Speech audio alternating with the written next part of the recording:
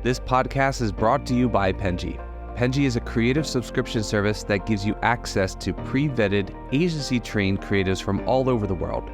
From graphic design to illustrations to social media management and web development, it's all included for one monthly price. It's time to say goodbye to the hassle of searching for top-notch creative talent. With Penji, you get quality and consistency delivered right to your inbox every day. Carefully crafted for you by humans, so meet your new creative team today. Head over to penji.co for more and enter the coupon code located within the podcast show notes.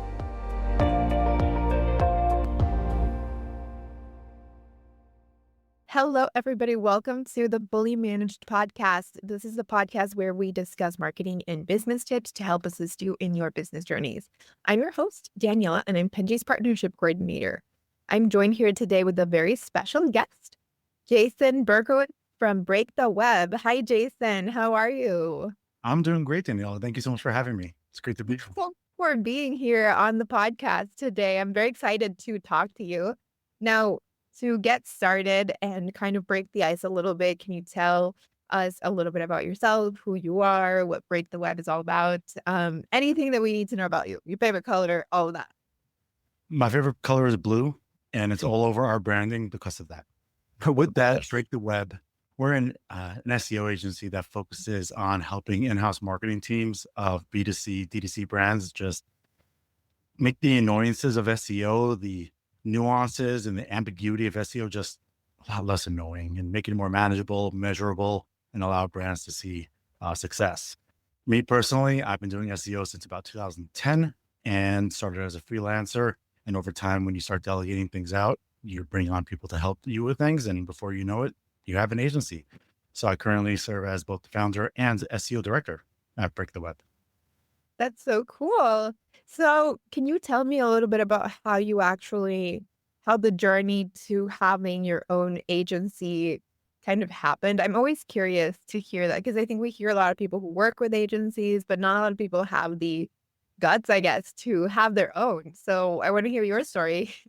Yeah, I mean, this whole journey is just like anything you do as an entrepreneur. It's kind of like an emotional roller coaster and something some people don't intend to sign up for. In my case, it wasn't. I was just looking for kind of freedom. And I guess as a freelancer in SEO, was looking to just delegate things out. And it just made logical sense. I wanted to get out of this area of the work. I want to get out of this area and just started bringing on people. So again, having virtual assistants as the original start, that's when, okay, I need someone to help manage client relationships. I need someone to help manage execution with link building, with content. I can't do it. I'm not a creative. I'm a technical guy by nature. So just getting the right people before you know it, again, you're no longer just a freelancer. You're an agency. That's amazing. So you kind of became a solopreneur at the beginning, right? From what I'm hearing, it was kind of like you were a one-man agency. At this time, are you still just doing it all yourself, or have you looked into outsourcing with other people?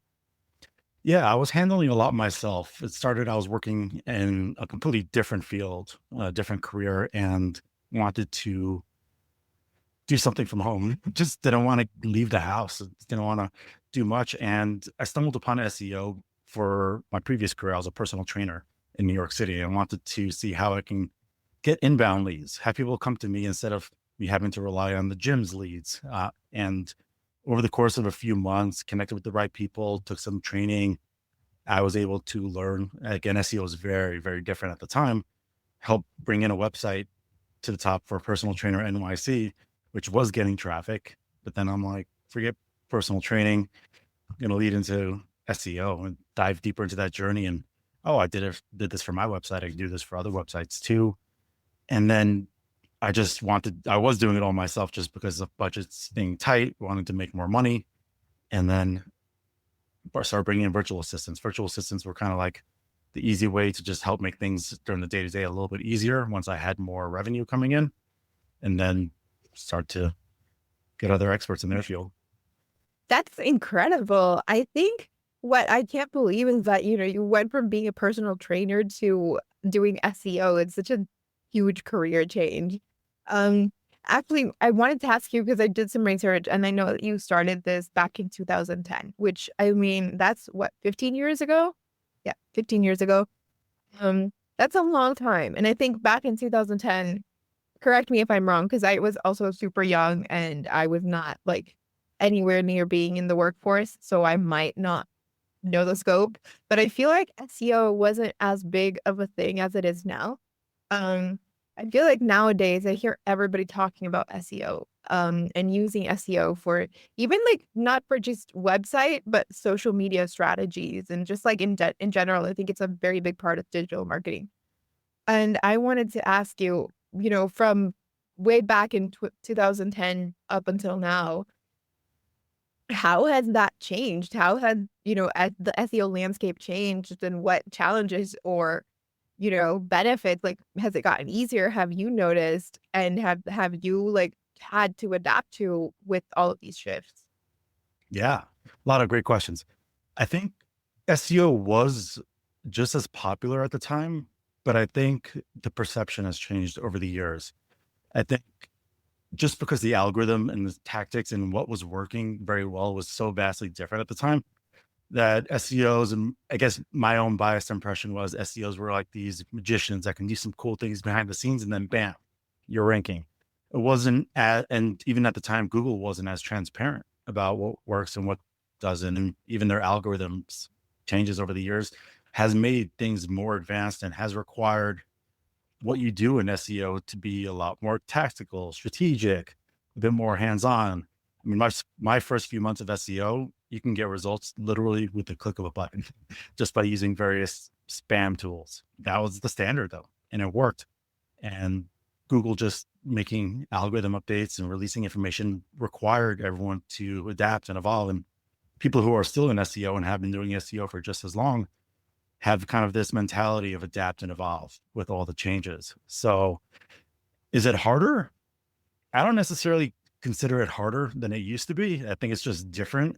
And I think I'm just so adapted to, or so used to adapt and evolve. And it's just another day. That's interesting. I don't know. Yeah, 'cause I wasn't working. I was in school, in 2010. I think I'm trying to think of my age. Yeah. Like at the time, probably 12 or 13. I don't remember, but I was a kid. But I didn't. My point You is, weren't okay, taking SEO in school in school. marketing 101. No. So like I don't remember it being such a buzzword, but I feel like nowadays it's like I'll log into some random social media app and they're talking about doing SEO for like getting views and followers. And then I almost everyone that I talk to at work tells me that SEO is a huge part of marketing strategies. And I mean, I think nowadays most marketing campaigns, most marketing strategies have to include SEO in some regard. And I don't remember that being such a thing when back then. I might be wrong because again, I was a child. I didn't go to a good school that taught me SEO, but I don't remember it being so prevalent in the landscape. Is I guess what I meant.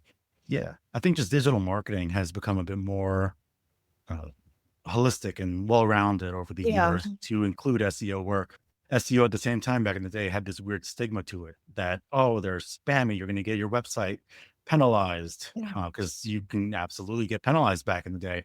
Uh, Manual penalty, algorithmic penalties, and SEOs were kind of considered like black hatters in a way. So I think, again, just with all the advancements, popularity, technology, definitely, I think just the digital marketing landscape as a whole has advanced so significantly in the last 10 years. Really interesting. I think what you said also makes sense because I think people didn't understand the internet as much as they do now. And that's also my impression. Like I feel like there are certain people that did. There were visionaries like you who kind of saw worth in it, a future, blah, blah, blah. And then there were people who were kind of old school still who were like, I don't trust, all of this. And then nowadays it's like, the internet is you have to be online. You cannot be online, especially if you're a business owner, I think. Yeah, absolutely. Agreed 100%. So I wanted to ask you because I think SEO can be very scary, even if, we've been talking about how we all know about it. I think even if people are not necessarily super familiar with how to do it, everybody has like a vague concept of what it is. And even then, I think a lot of like small business owners, new business owners, and up and coming business owners are afraid of SEO. And like when they hear like search engine optimization, it can be a little bit terrifying on how to do it properly, how to make it work, how much to invest in all of this. How do you help people with that and, like sort of put it into a way that's digestible for a person who's already overwhelmed, I'm assuming from like a really big business that they're already trying to handle? Yeah, absolutely. The way we work, we typically work with in-house marketing teams. So there's already kind of a jargon lingo level of understanding related to some of the things. But of course, there's a lot of nuances and ambiguity with SEO. There's also a lot to it. There's like a million things going on in an SEO strategy. The way we work at it is first and foremost is try to understand our clients' way of digesting information. How best do they get information? Is it us recording videos? Is it us giving different advisements? We aim to follow a specific framework of giving advisements so that it's easy to digest. Also, that it explains the outcome and the effort. Um, Basically, helping put weight to why someone should implement our recommendation. So it does get challenging. And then, even just for new business owners, the complexities could even just be resources where SEO and website development, things that are taking place on your website and on-page SEO aspects, they're two different areas of expertise. Like I'm not a developer. I know code just as a byproduct of what I do over the years, but most implementation of some real technical SEO recommendations tend to come in and go to developers or engineers of certain websites. So also making sure that any advisements or recommendations don't step on toes or have conflicting interests with other people in other marketing departments. That happens so much when something that you want to do is sort of stepping on the toes of someone else's work, especially when I think, you know, if you don't understand an engineer's work, it's really hard to not realize that you might be putting them in a lot of trouble when you're like, fix this, right? Like, I need you to optimize this. And then they're like, what? Um, I think Yeah. that that's very common. It's probably one of the first things that I learned once I got out of like school and I started working, um, was how much you have to have some kind of understanding of what other departments do, even if it's not yours, because it can be really confusing for the other person to even understand what you want. And sometimes, like the same way someone can ask you like, "Oh, do this," and it's like a really complicated task, and you have to be like, "No." Yeah. I mean, you just nailed it because you don't want to throw someone under the bus for maybe Right. they did something a little bit weird. At the same time, there's like every department in a brand has their own set of egos and they all kind of like butt heads because no, I need this or I need this. And kind of the mantra we adapt is we play well with others. So we also tell developers, engineers like, hey, SEO comes second to what you do. You're yeah. If your key focus and your KPIs are user experience, conversions, and we give you a recommendation that's going to sacrifice that, then yeah, tell us. And it might be a discussion back and forth. We can weigh the pros and cons of not implementing a certain advisement, but absolutely, some people get very protective over their work. Yeah. I also wanted to ask you, and this might be a little bit of a change of topic, but AI, what are your thoughts on how much it's increasing? The role of AI is increasing, I might as well say, and how much machine learning is happening with search marketing, and how are you guys sort of adapting to that? I feel like obviously every industry is being affected by AI, but I'm going to talk specifically about the marketing industry. Yeah, from an outcome perspective, I think the impact that AI or LLMs are going to have directly on the world of SEO is still yet to be determined. We know that AI hallucinates a lot and it's still nowhere near perfection. And I think even just user perception, like the average person, not us in the tech field, we have a very different perception of AI than your everyday person. But I think it's also great for workflow productivity things. You can cut out a lot of time, having new operators and agents do some of the things that would take you 30 minutes, get done in like 2 minutes is a dream. And also like using it as like a non-biased view of information is also really great because we tend to also get biased in things that we see quite frequently. So we use it internally really as just a workflow aid, process aid, um, in our way of doing it.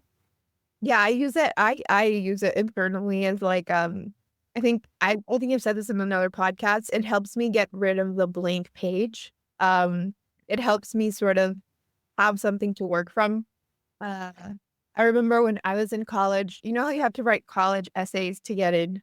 Um, it was so hard to write a college essay for me. Like I remember it was like because maybe I had a lot to say, but I had at the moment I would just stare at this blank piece of paper and be like, I don't know. I just want to get into this school. Like, and I think I really struggled a lot to like try to get that written down. And when I got into college, that was in 2015, 2016, AI, like ChatGPT wasn't a thing. So I had to sit down and write it myself. And I would have really appreciated to have, some kind of thing that would have like, I would just like write a college essay. And obviously that's not what I'm giving them, but it would have given me something to sort of work from and then, get some ideas and then put something together. But I was just kind of staring at that blank piece of paper for so long. And from that, I think that in my job, it has helped me a lot, the same way that you said, like, like if I'm struggling to write an email, if I'm writing some kind of article, if I'm doing something for work, if I'm writing the description of a video that is going to be posted and I have to explain what the video is about, I need to like sit down and think. A lot of times if the ideas are not flowing, yeah, AI is a really good way to help. I still think it's not replacing humans because sometimes it'll give you some wacky ideas, but it definitely helps with like getting the ball rolling. I guess that'll be like the tagline message of like helping these students get into Ivy League schools. Can you imagine all of them giving the same essay that just was made by ChatGPT? And it usually starts with explore or discover, the same exact words. Yeah, yeah. It's always like I think you can still tell when something has been AI made. I don't think generative AI is at a place right now where like it's sophisticated enough where it's like personalized and perfect. I think I can still tell when it's been made with AI because it's always super Yeah. extra. Like when I've asked a ChatGPT to write emails for me, it's like a long email, and I'm like, this could have been like a paragraph. Like this was really not necessary. Yeah, absolutely. I think, you know, obviously writers, like long form content writers, have seen an impact over the last 2 years or so, but editors have become even more required. If people and brands start adopting more long form AI written content, it definitely needs to go through an editing process as Yeah. well. So hopefully editors are still flourishing now. I think so. I don't because I know designers have also kind of been affected by AI, but I think it's just kind of optimizing their work and not really replacing it because I think there still needs that human thing is still needed. And there's a lot of things that you Sure. cannot communicate to a bot. Maybe not at this point in time, not in 2025, maybe in 10 years or so. So like don't quote me on that, because we might be replaced by the future, and then I'm over here saying no. But I think at this point in time, yeah, we still need people in the middle of all of these things. Especially in the creative field. I mean, creativity is in a way subjective and bound by someone's own eye. So whether it's art, whether it's content, you know, sure you can get AI to get an article out, but is it going to have the same, like truly the same brand voice message as a person who's extremely skilled in that area? Yeah, I don't think so. Yeah. I'd also wanted to ask you, Jason, about how do you feel about social media nowadays? I think it's been so involved into content marketing, especially with I think B2C businesses. We see a lot more social media involvement. I've spoken to B2B business owners who tell me that, yeah, social media presence is important, but it's not the biggest priority in their marketing efforts because they're doing, directly related to the other business that they're talking to. But I think when it's B2C, it's very important to have an online presence, and social media is changing a lot nowadays. Like at the time of recording this, it's January. So like, like the whole TikTok ban thing happened and then it didn't. And now it's like, there's a 90-day extension. I don't know if it's going to be banned by the time this comes out, but um, with all of that stuff sort of happening, what's your take on that and marketing and business marketing in general? Yeah, I have a few takes.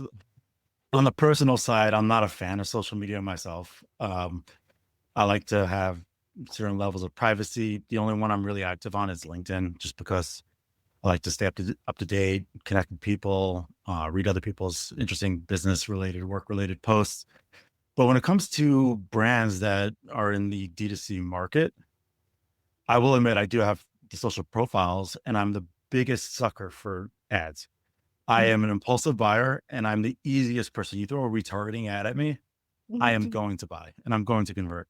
And I think a lot of people are still like that. If you're able to define the proper traits and demographics, people you're trying to reach with social activity, with ads, organic reach via social, I think it's important. I think a lot of people and consumers like to do their due diligence before they make it. It all depends on like the price point, but the higher price point something is, the more due diligence a consumer is going to make, and the more information you can share about your product, use cases. We do a lot in D2C. So the biggest win for our clients in D2C social is kind of like real person reviews of like videos of people using their products. That's the biggest thing, social proof for them. So social media, I think it's important. It's not what we do. I don't offer it, but I think there's value there. Absolutely. Same time, it's also destroying people. So who knows?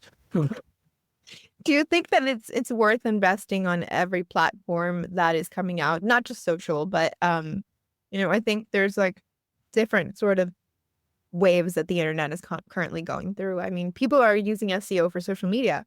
I've seen they're using SEO, like they're targeting words and phrases and stuff in the videos that they're making and the posts that they're making in order to attract a certain kind of audience to those posts. So I think, is it worth invest or I guess dipping your toes in all of these kind of new platforms that are coming out, and then one's going away, the other one's coming back, blah blah blah, all these things that are sort of happening all the time? I think as marketers, you want to be data driven. So you could be the first one to throw tons of bucks at a new platform and share the data for other marketers too. At the same time, it really depends. I would say for a new platform, it depends on audience size, engagement, the type of people also that are on there. I think every social platform would have first off, different types of people go to different platforms, but also different types of platforms are in different stages. If someone's on LinkedIn, it's usually not at the same time they're browsing Instagram at the same time. So it's also capturing what mode they're in, what mood they're in, where they might be. People might be a bit more relaxed when they're on meta-related platforms. People might be at their computer pretending to work, but not really working, and they're on LinkedIn. So matching people where they're at could be advantageous too. At the same time, also investing in new platforms, I imagine, is probably really cheap to do some advertising. I'm assuming like also riding the wave of something, right? You want to be the first one there if it works, and if it doesn't, if it's cheap, I guess it's a good investment. But I mean, that's what marketing is. It's like constant testing. So it's normal for you to invest in something and then not work out. And then okay, this didn't work for us, or maybe we didn't do it the right way. But at this moment, we're going to not go that route or not go to that platform. Yeah, totally. I think what's difficult with marketing is that even though it's very data driven, there's a lot of stuff that can't be tracked data wise. I think about SEO, yeah. exactly, no, because I think of it from the perspective of me as a consumer. I have sort of seen, for example, a restaurant down the street, and I'll think about like, oh yeah, that place looks good. And that's it. It'll stay in my thoughts, in my head. And then about a week later, my friends is like, what should we eat? And I'm like, oh, let's go to that one restaurant that looked really good because they had a really flashy ad, or, it was exciting. And then we go, and then I guess the marketing worked on me, but the marketing team who worked on that will never know because it was all happening in my head. Yeah, there's a lot of like attribution that can't happen, especially when it's, I mean, offline attribution. You might be relying when you go into like a doctor's office. How did you hear about us? And people don't know. They'll say like online. And that's still ambiguous, even though the marketers behind the scenes want to ask like, where online? What did you type in? What platform were you on? What did you browse the day before that allowed us to show up? Attribution, yeah, is getting a lot more challenging. SEO, it's really hard to tie in attribution due to, Google wanting, and most search engines wanting you to pay for ads to get that attribution. But yeah, offline attribution is extremely hard. With local SEO, it's gets even more challenging. You got to rely on stuff like conversions being clicks or email form submissions, and aim to tie that in from there. Yeah, I think also because people just want efficiency more nowadays. So you're also talking like thinking about someone who might have been interested, but just was too lazy to fill in that email application. And then you'll just like never know that it worked. Yeah, absolutely. I mean, once you have though, like a baseline of where things were before you started certain activities, that can help. It may not be accurate in terms of numbers and what you're actually getting in true ROI, but as long as you trust the initial baseline before you start activities and things go up from there, then what you're doing is working. That's great. Well, Jason, we're almost out of time, but before we finish, I do have a game prepared for us. I do this with all my guests. It's a 20 questions rapid fire. Is that scary for you? Are No, you good just do with it. that? Do it. So you have 1 minute. And I always want to put pressure on people. Nobody has won. So if you can win, you'll be the first winner of the Fully Managed podcast to actually be able to get through 20 questions in this game. And if not, you will join my list of losers, which are all my guests. Well, as long as you can ask fast enough, I'll try. I'm joking, of course, but let's see. We'll start, and let me pull up the questions over here. And 3, 2, 1. Coffee or tea? Coffee. Early bird or night owl? Early bird. Favorite social media platform? LinkedIn. Go-to karaoke song? Spice Girls. This is my wife's thought. It's not mine. I don't do karaoke. Yeah. Sorry. Books or podcasts? Podcasts. One word that describes you? Resilient. Dream vacation destination? Bora Bora. Most used app on your phone? Alarm. Favorite emoji? Cowboy. Hidden talent? I skydive. Go-to comfort food? Cheesecake. Superpower you'd want for a day? Teleport. Who inspires you the most? Other resilient people. Guilty pleasure? I don't stop until something's completed. So you got through 13, which is not bad. I think a minute's not long enough. Yeah, you're the first one who actually says that to me. I always say that to my guests, and they're always like, "No, I was a bad guest," like blah blah blah. But I think a minute is not long enough. I mean, in fairness to you, I think it takes you longer to ask the questions than it does for someone to answer. Yeah, probably. Maybe I should add more time, but then everyone's gonna win. I Well, don't what know. you can do is take the transcript from this podcast, throw it into ChatGPT and ask it. How long does it take? Ask a single question compared to the answer on average. Yeah, no, I will. Maybe. You have a good idea. Thank you so much. Of course. Jason, it's been great having you today, but before we finish today's episode, I want to give you the space to plug anything that you want to plug, promote anything. If you're looking for friends, employees, work, whatever it is, the floor is yours. Yeah. We are Break the Web, the in-house marketing agency for in-house SEO teams, helping make SEO a lot less annoying. feel free to check us out, breaktheweb.agency, or just go to Google, type in Break the Web. Awesome. Yeah, I will be adding the links to Break the Web on the description of this video so that people can click and go easily. And to you, Jason, thank you so much for doing this today. Thank you for the time, Daniela. This was great. It was great. Everybody else, I will see you on the next episode. You've been listening to Fully Managed, brought to you by Penji. Check out the show notes to learn more about today's guest, and to learn more about Penji, the human-first creative subscription service, head over to penji.co.